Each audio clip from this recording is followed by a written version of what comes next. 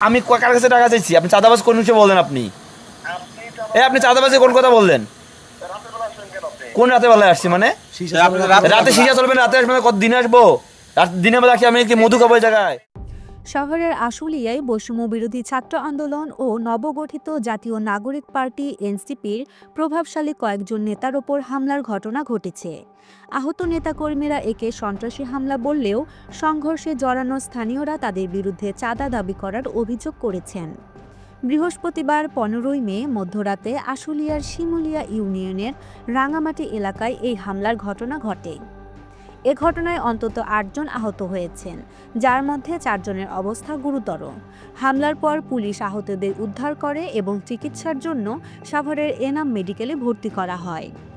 স্থানীয়দের সঙ্গে সংঘর্ষের ঘটনায় এনসিপির অঙ্গ সংগঠন শ্রমিক উইংয়ের কেন্দ্রীয় সংগঠক রিফাত আহমেদ ইমন, বৈষম্য বিরোধী ছাত্র আন্দোলন সাভার উপজেলার যুগ্ম সদস্য সচিব তাহিদুল ইসলাম সানভি, সাভার উপজেলার সিনিয়র মুখপাত্র হৃদয় হাসান, সিটি ইউনিভার্সিটির সদস্য সচিব তাহিদ আহমেদ শান্তসহ আরও 4 জন আহত হয়েছেন।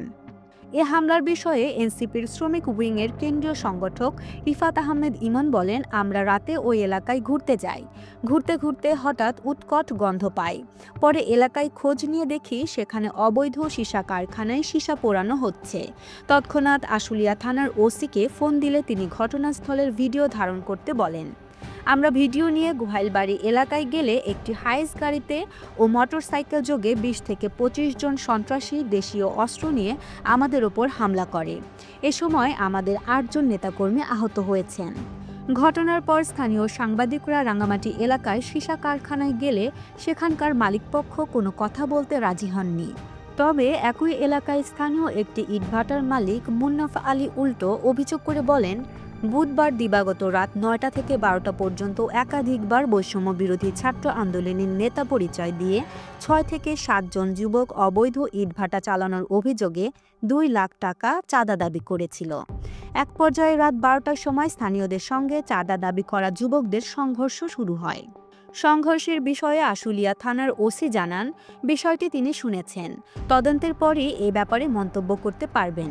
এ বিষয়ে আইনগত ব্যবস্থা গ্রহণ করা হবে।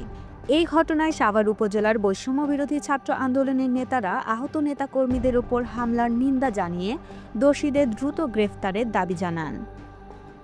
বন্ধুরা, প্রশ্ন এখন একটাই, এটা কি বৈষম্য বিরোধী ও এনসিপি নেতাদের ওপর সন্ত্রাসী হামলা, নাকি এর পেছনে লুকিয়ে আছে চাঁদাবাজির রহস্য? আপনার মতামত আমাদের জন্য গুরুত্বপূর্ণ। কমেন্টে জানান আপনি কি ভাবছেন। এমন আরও আপডেট পেতে সাবস্ক্রাইব করুন দৈনিক শিল্প বাংলা। খবরের পেছনের সত্য জানতে আমাদের সঙ্গেই থাকুন।